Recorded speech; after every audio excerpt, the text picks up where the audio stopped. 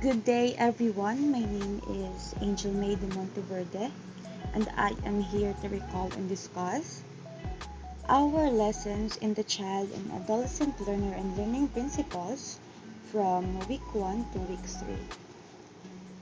So, in week 1, Unit 1 Basic Concepts and Issues on Human Development, our topic is about human development, its meaning, concepts, and approaches.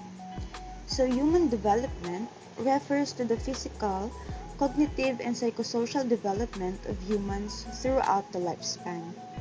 Development is defined as the growth process wherein a person develops in relation to physical, environmental, and social factors. So, types of human development: physical, cognitive, and psychosocial domain. When we talk about physical domain, this refers to the development of physical changes, which includes growing in size and strength, as well as the development of both gross motor skills and fine motor skills. The physical domain also includes the development of the senses and how we use them. So, when we talk about physical domain, it refers to the things that changes or develops physically, or the changes that we can see in our physical aspects. Another one is our cognitive domain, which involves how children think, explore, and figure things out. This refers to things such as memory and the ability to learn new information. This domain includes the development of knowledge and skills in math, science, social studies, and creative art. So when we talk about cognitive domain, it is our intellectual development, or how we learn, how we have more knowledge from different aspects using our cognition. So, psychosocial domain, on the other hand, involves emotions, personality, self-esteem, and relationships. Peers become more important for adolescents who are exploring new roles and forming their own identities. So when we talk about psychosocial domain, it refers to our emotional aspect, the development of our personality, how we feel, how we think, our self-esteem, and everything that develops in our emotional aspect. So these are the major principles of human development. Firstly, development is relatively orderly. While the pattern of development is likely to be similar, the outcomes of developmental processes and the rate of development are likely to vary among individuals. Development takes place gradually. Development is a process of complex. Moving on, next we have learned about the principles of human development. Development is relatively orderly. While the pattern of development is likely to be similar, the outcomes of developmental processes and the rate of development are likely to vary among individuals.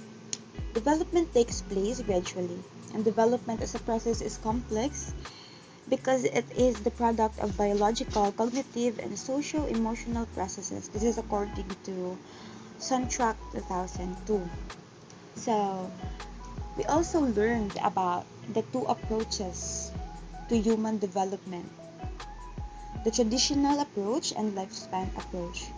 So, according to traditional approach, there is an extensive change from the birth to adolescence, but a little or no change in adulthood and decline in old age. So according to this approach believes that changes only exist or happens during our childhood, but changes doesn't happen when we grow old. That is according to this approach. While according to lifespan approach, even in adulthood, development change takes place as it does during childhood. So according to lifespan approach, it opposes traditional approach, because according to traditional approach, changes only takes place in childhood, while according to lifespan, even if you are an adult already, changes still takes place like how it does when you are in your childhood era. So, moving on to the week 2, Unit 1, Stages of Development. Our topic is about the changes of development and developmental tasks. So, in every stage, there is always a developmental task. So, these are the stages of development. Firstly, the prenatal period, which ranges from conception to birth. Next is infancy, which is from birth to 2 years old. Early childhood, which is from the end of infancy to 5 to 6 years old when you are in grade 1. Middle and late childhood is when you turn 6 to 11 years old and you are in your elementary school years. In adolescence, when you turn 10 to 12 years old and ending up to 18 to 22 years of age.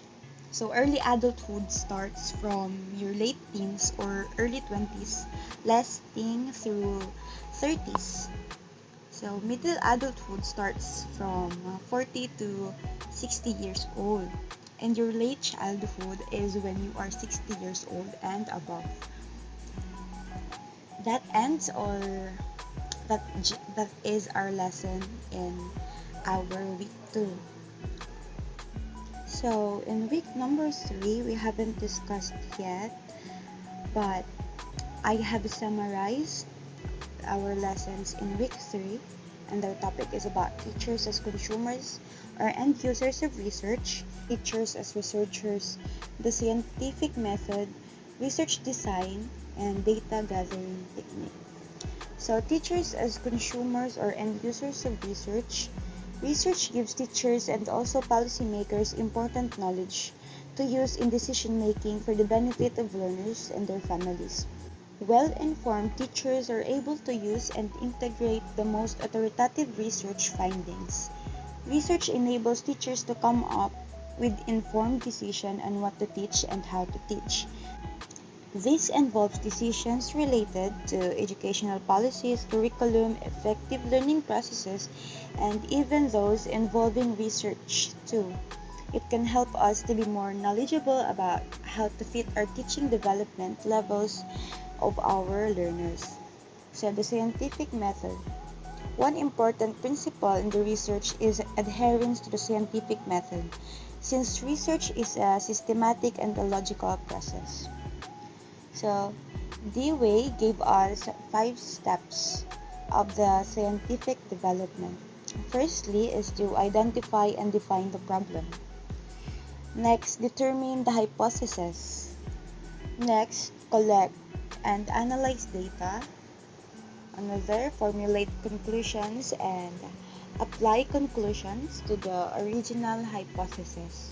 So, we always have to start and identify first our problem. Next is try to formulate answers or an educated guess on what is the answers to your problem, which is our hypothesis. Next is you should collect and analyze the data.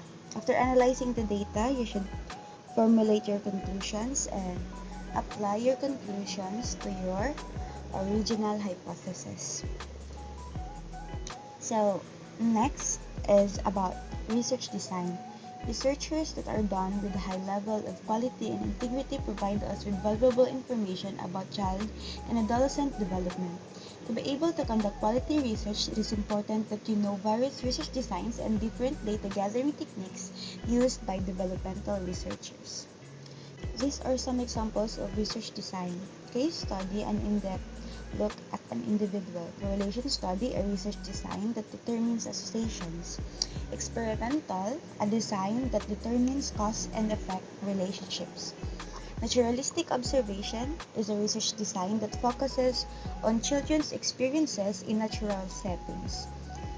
Next is longitudinal, which is a design that studies and follows through a single group over a period of time. Cross-sectional, a research strategy in which individuals of different ages are compared at one time. Sequential, this is the combined cross-sectional and longitudinal approaches to learn about lifespan development. Action research is a reflective process of progressive problem solving led by individuals working with others in teams or as a part of a community of practice to improve the way they address issues and solve problems. So data gathering techniques. Observation. Observations can be made in either laboratories or natural settings. Naturalistic observations, behavior are observed in the real world like classroom, home, neighborhood, and etc. So physiological measures, certain indicators of children's development such as among others heart rate, hormonal levels, bone growth, body weight, and brain activity are measured. Standardized, these are prepared tests that assess individuals' performance in different domains. These tests are administered in a consistent manner. Another interviews and questionnaires involve asking the participants to provide information about themselves based on the interview questionnaire given by the researcher.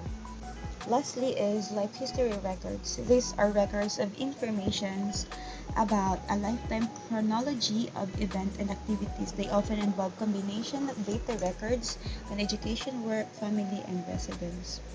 Ethical principles. To serve the genuine purposes of research, teacher-researchers are subject to ethical principles. Just as we have the code of ethics that governs the behavior of teachers, there also exist ethical standards that guide the conduct of research. These ethical standards serve as reminders that as researchers, we should strive to protect the subjects of our study and to maintain the integrity of our research. So that ends the discussions or our lessons throughout week 1 to week 3. So thank you for listening, and that would be all. Thank you.